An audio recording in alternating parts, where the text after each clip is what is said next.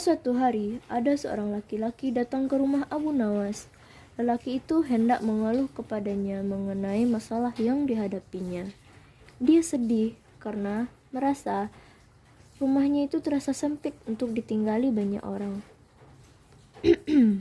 Abu Nawas, aku memiliki seorang istri dan 8 anak, tapi rumahku begitu sempit. Setiap hari, mereka mengeluh dan merasa tak nyaman tinggal di rumah. Kami ingin pindah dari rumah tersebut, tapi tidak punya uang. Tolonglah katakan kepadaku, apa yang harus aku lakukan, Abu Nawas, kata lelaki itu. Mendengar hal itu, Abu Nawas kemudian berpikir sejenak. Tak berapa lama, terlintas sebuah ide di kepalanya. Apakah kamu memiliki domba di rumah? Tanya Abu Nawas kepadanya. Aku tak memiliki domba, jadi aku tak memilikinya, jawabnya. Setelah mendengar jawabannya, dia meminta lelaki tersebut untuk membeli sebuah domba dan menyuruhnya untuk menaruh di rumah pria tersebut.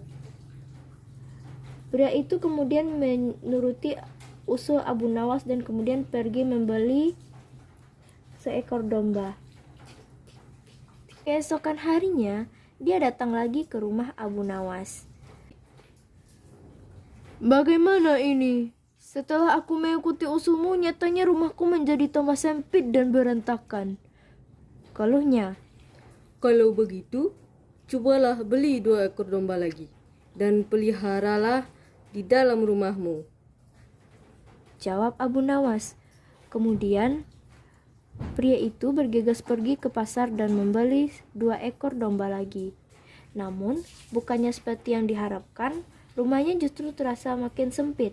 Dengan perasaan jengkel, dia pergi ke rumah Abu Nawas dan mengadu untuk ketiga kalinya. Dia menceritakan semuanya, termasuk mengenai istrinya yang menjadi sering marah-marah karena domba tersebut. Akhirnya Abu Nawas menyarankan untuk menjual semua domba yang dimiliki. Keesokan harinya, kedua orang tersebut bertemu kembali. Abu Nawas kembali bertanya, bagaimana keadaan rumahmu sekarang? Apakah sudah lebih lega? setelah aku menjual domba-domba tersebut, rumahku sekarang menjadi lebih nyaman untuk ditinggali. Istriku pun tidak marah-marah lagi, jawab pria tersebut sambil tersenyum. Akhirnya, Abu Nawas dapat menyelesaikan masalah pria dan rumah sempitnya itu.